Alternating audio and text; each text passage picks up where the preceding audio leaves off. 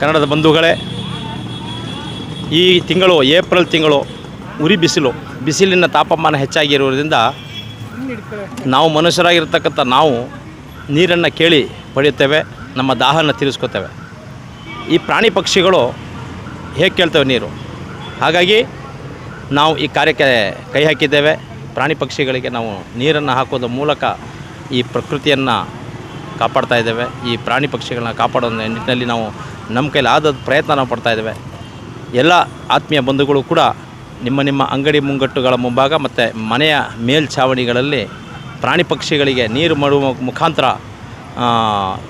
ಈ ಪರಿಸರವನ್ನು ಕಾಪಾಡಬೇಕು, ಹಾಗೆಯೇ ಈ ಪ್ರಾಣಿ ಪಕ್ಷಿಗಳನ್ನ ಕಾಪಾಡಬೇಕು ಅಂತ ಈ ಸಂದರ್ಭದಲ್ಲಿ ಕರ್ನಾಟಕ ಕಾವಲು ಪಡೆ ವತಿಯಿಂದ ನಾವೆಲ್ಲರೂ ಕೂಡ ಎಲ್ಲರಿಗೂ ಮನವಿ ಮಾಡಿಕೊಳ್ತಾ ಇದ್ದಾರೆ.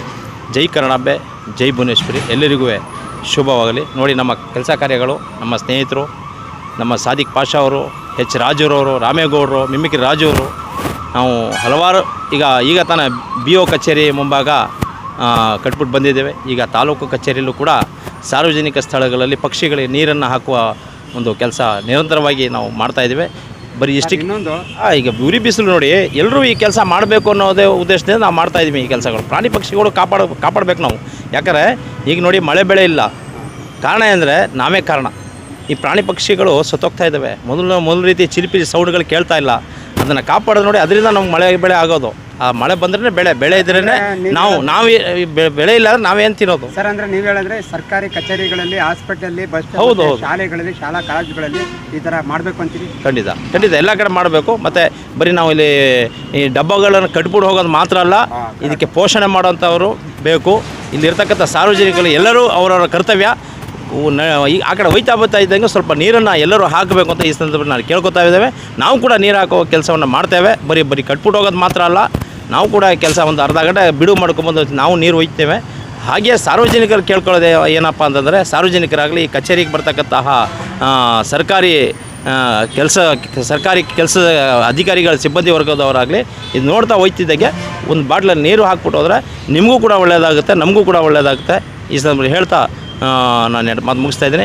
ಜೈ ಕನ್ನಡಾಂಬೆ, ಜೈ ಭುವನೇಶ್ವರಿ. ಧನ್ಯವಾದಗಳು ಸರ್, ತುಂಬ ಧನ್ಯವಾದ. ಖಂಡಿತ ಧನ್ಯವಾದ. ನಮಗೆ, ನಮ್ಮ ಜನತೆಗೆ, ನಮ್ಮ ರೈತರೇ ಆಗಲಿ, ಮೂಗು ಪ್ರಾಣಿಗಳಿವೆಲ್ಲ ಹುಲ್ಲು ಮೇವು ಏನು ಕೇಳಲ್ಲ.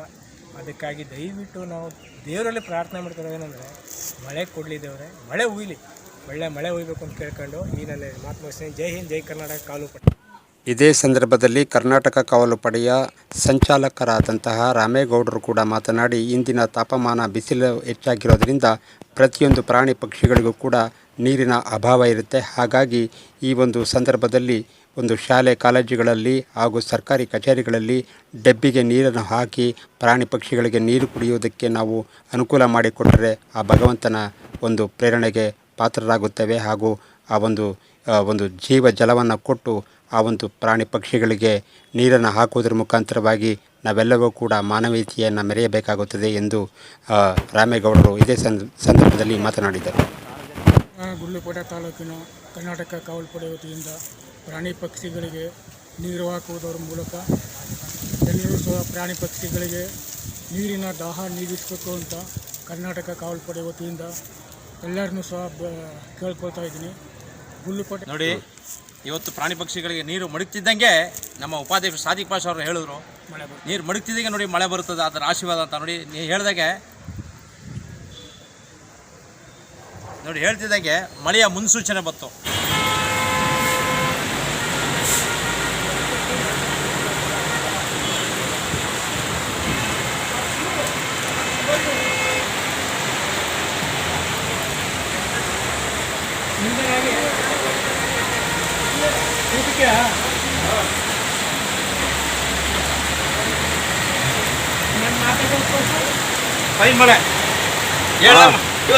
ಹಾಗಾಗಿ ನೋಡಿ, ಪ್ರಾಣಿ ಪಕ್ಷಿಗಳ ಮೇಲೆ ನಾವು ಕಾಳಜಿ ವಹಿಸಿದ್ರೆ ಖಂಡಿತ ಭಗವಂತ ನಮ್ಮೆಲ್ಲರ ಮೇಲೆ ಕಾಳಜಿ ವಹಿಸ್ತಾನೆ ಅಂತ ಈ ಸಂದರ್ಭದಲ್ಲಿ ಹೇಳ್ತೇನೆ. ಎಲ್ಲರಿಗೂ ಶುಭವಾಗಲಿ. ನಮಸ್ಕಾರಗಳು.